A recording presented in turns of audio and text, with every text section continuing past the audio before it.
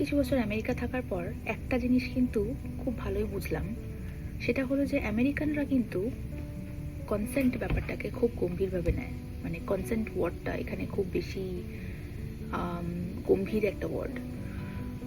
যেমন একটা simple example দিয়ে বোঝাই। আমি আজকেই ভাবছিলাম যে আমরা যখন ছোটবেলায় হোলি মনে আছে যে রাস্তায় অনেকেই যেতেন, অনেক অচেনা মানুষজনও যেতেন। তো তারা হয়তো বলছেন যে না না রং দিও না, রং দিও না, কিন্তু আমরা ঠিক সেই রং টং দিয়ে তারপরে বলতাম যে বুরা না মানো হোলি হ্যায়। তো এখন যখন আমি রিফ্লেক্ট ব্যাক করি তখন আমি ভাবি যে এই সিচুয়েশন মানে যদি আমেরিকাতে হতো, তো সেখানে এই যে না না রং দিও না বা please don't give me colours, এই কথাটার খুব গাম্ভীর্য এখানে। মানে এর পরেও যদি আমি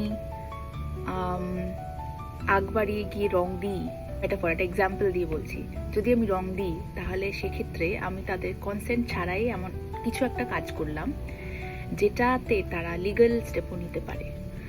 তো জাস্ট একটা থট যে, এবং কনসেন্ট কথাটা বলে মনে করি যে খুব গম্ভীর ব্যাপারেই বোধহয় কনসেন্ট দেওয়া যায়, কিন্তু না, ছোটোখাটো বিষয়ে রোজকার ডেলি বিষয়ে কিন্তু কনসেন্টটা থাকেই। মানে একটা মানুষের রোজকার ডেলি রুটিনের মধ্যেও যদি আমরা লক্ষ্য করি তাহলে সেখানেও কিন্তু ছোট ছোট বিষয়ে কনসেন্ট নেওয়ার ব্যাপারগুলো থেকেই যায়।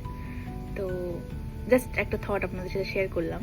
আপনারা বলবেন যে আপনাদের কি মনে হয় যে কনসেন্ট, এই যেমন এক্সাম্পলের যে রং দেওয়ার ব্যাপারটা বললাম, এটা থেকে আসলেই কনসেন্ট নেওয়া উচিত? এবং কেউ যদি মানা করে যে না রং দিও না, তাহলে কি বুরা না মানো হোলি হে এইটা বলে পার পাওয়া যায়? আপনাদের থটসগুলো আমাকে অবশ্যই জানাবেন।